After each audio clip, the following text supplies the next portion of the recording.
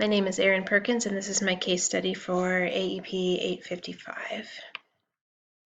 In summary, after a report from a teacher who saw a suspicious handoff between two high school students in the hallway, Richard, who was the principal in the situation, called the two boys, James, who's identified as a rough South Sider, which means something in this town, and David, who's a slighter built, younger honors musician student, called them both into his office with the school police officer. David was found to have a weapon on him, and he was holding them for James under the threat of James of, hey, I'm going to beat you up if you don't hold on to these for me. The officer detained both boys, and per policy, Richard was to expel them both for 45 days under the zero-tolerance policy of their district for weapon possession. Richard chose to do so for James, as he's been through this before, thought that this isn't going to be a big deal for him. He's kind of used to this game, and he even took ownership of the weapon being his. But he chose not to expel David, as he feared this would crush the student who he felt had potential to stay out of the rough life that's characteristically associated with students who've been expelled and then sent to the district alternative education program. Some legal and ethical issues we're looking at here then is that David's issues has been he's been harmed by James. You could consider it as harassment, as James was telling him, do this, or this is what will happen to you. And David doesn't know much better, is unafraid of, or, not sure how to handle himself in that situation. You also have Richard's choice that goes against the school policy, could be argued also as discriminatory between one student over another. However, is it really ethically sound to expel a student who was doing something under duress and under harassment of another student? These are the things in question. In short, the synthesis of what happened was you have Richard, who was the principal, who took an ethical action that he thought in this best in students' interest to deviate from policy when it had come to the consequences over weapon possession based on the facts that he had, what he knew of his students, and the events that led up to this situation. So these facts that we have right now, we know that David is an honors student with some musical talent. You have James, who's the kid from the South Side with questionable choices. Richard, who's a first-year principal, working trying to change the school climate, especially when it comes to the kids from the South Side. He used to be one of those and is trying to give them some different avenues for their life as opposed to the questionable choices that they're making in this larger inner city area. You have the teacher who observed this questionable handoff between students, and so far it doesn't seem has really given a full account to this situation, which is something that I would be interested in seeing. You have the school police officer who was called to escort the student down the hallway, which in hindsight maybe he could have come without the school police officer escort, which may have potentially changed the outlook of this situation here. Then you've also got the director of secondary education who's evaluating Richard and his ability to be able to stick to policy. Like I mentioned, this is a larger high school in more inner city, so it seems, because you've got distinguishable sides of town with reputations attached to them. And the South Side is apparently known more for having the rougher, more like gang-like activity. You've got your general education program, you've also, which the boys are both under right now, and then you've got an alternative education program, which is mainly used in this district for serving students who are serving disciplinary time for policy violations. When I prioritize this information, first off, I would think that not following a policy, which is one of those options that Richard may have, would set the precedent that there's room for negotiation on big items. So if you were to not follow up with this policy, well, other people then know this is what you've done before, and they may want to try to, well, you didn't do this for so-and-so, so can't you let me off the hook this time as well? Other students and their parents have a stake in this decision as well as the teachers under the current administrator. Again, when you deviate from policies or when you make exceptions for other people without some sort of good basis to back that up, or creative consequences, so to speak, on there, again, you're going to see those other people who may try to negotiate.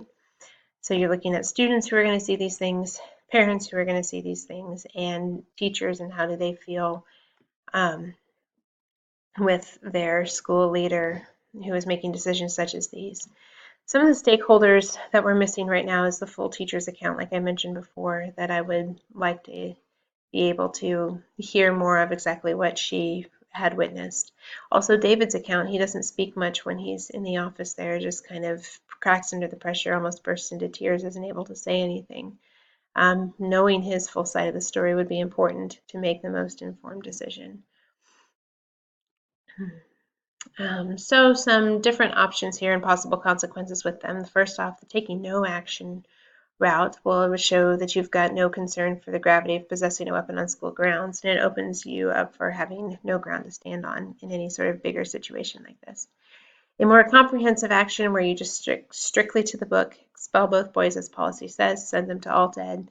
This shows that you follow the playbook despite any long-term consequences that it may have for students. So if you really are viewing other students' best interests at heart, is that the best thing that you should do? The alternative action that I'd like to offer in this situation would be to send both the boys to alt ed per policy statement, but also make arrangements for each boy to engage in other character building work that doesn't derail either student as they're seeking to make changes in their life or to live out their potential and be able to use their talents as well. So that's what I'm going to be presenting as we continue to move through here. So if you look at those three different actions, a pro to taking no action is, oh, well, hey, they both remain in your school. You can work with James on making better choices. David, who was just being harassed by James, stays where he is. Everything's fine. The con of that, though, is it sends a message that weapon possession is okay as long as it's not actually being used and you're not really laying out the fact that there is a consequence for these actions. If you took more of the comprehension action, then you've stuck to the policy. No one can call you soft, so that's something potentially working in your favor. But a con of that is that you're unwilling to listen to the needs of your students. And what does that say about you, maybe morally or ethically, with the needs that they have? This alternative action that I'd like to propose addresses your need to both hold to the policy, but also gives both boys what they need for their future and shows them that there are consequences for their actions, but there are also things that you can continue to build upon while you are dealing with those consequences. Consequences are a natural part of life. You're going to have to take some responsibility for the choices that you made, whether it was to stand up for yourself or not, whether it was to choose to harass another student to hold something for you or not. The con to this is that this action is potentially unprecedented. You're not sure exactly what other people are going to think of it. And it's going to take a lot of cooperation and trust with other administrators and teachers to be implemented and work correctly. I will elaborate here.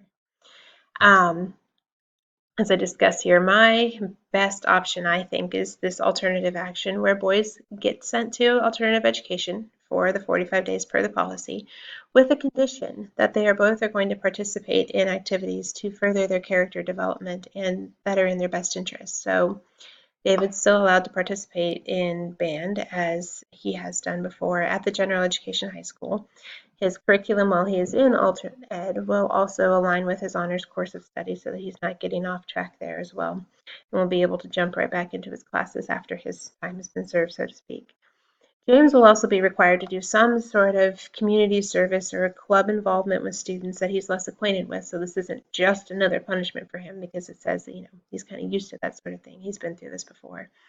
And it's obviously, while he's making some changes and he's having some conversations with the principals, he's still, obviously doing some questionable behavior and not always choosing the paths that we would like to see students choose. So being able to engage at a different level with students that are different from him, put some of his time back into the community, and figuring out how to relate to others and not just use them who he sees maybe as weaker of himself would also develop his character and give him a different sense again that this is just not another punishment of time that he has to serve. As I were to go about implementing this decision then, I would need to collaborate with the Alternative Education Administration about the students first that are coming and what those conditions are that I am proposing that they need to meet because it's going to take some juggling of their schedules. to be able to allow these boys some flexibility of coming and going for certain activities. Speaking with the band teacher to let him know, hey, this is, David does need to serve this time, but this is also a gift that he's got. I'd like to see him continue to work in that and not lose that. Arrange for a cooperative club sponsor for James. So figuring out whatever that club might be that he could get involved into, or a community service project, so to speak. But who's this teacher at the general education high school who may have an in with him, a link with him, that can make some other activities more meaningful for him? And then speaking both with David and James, it's going to take a little cooperation on their part too, especially too for their terms of reintegration after their time has been served. So if you serve a successful 45 days and you've completed the things that I've listed out as terms and conditions, including the community service aspect, or continuing with your honors curriculum, versus the unsuccessful 45 days, having a plan for each one of those and what it looks like, and making those part of the requirements for fulfilling their expulsion consequence for this weapon possession and when it happened. So other factors that could have been involved in this as well, and unfortunately, the school police officer, was brought in too, which could have potentially been a game changer. I chose this option though and laid it out for my decision based on the fact that I can't go back and change things that happened, the events that led up to certain things that led up to this decision and this need for this consequence, but also trying to make the best of both worlds, I suppose, in the theory that what is in the best interest of the students, and trying to make ethical decisions to hold the line of, yes, your actions do have consequences, but you also need to continue to develop as a person in your character and your nature and your talents and your gifts, and how both of those can hopefully be reconciled for each one of those students to be able to make better choices in the future, which is ultimately what we want to see out of students.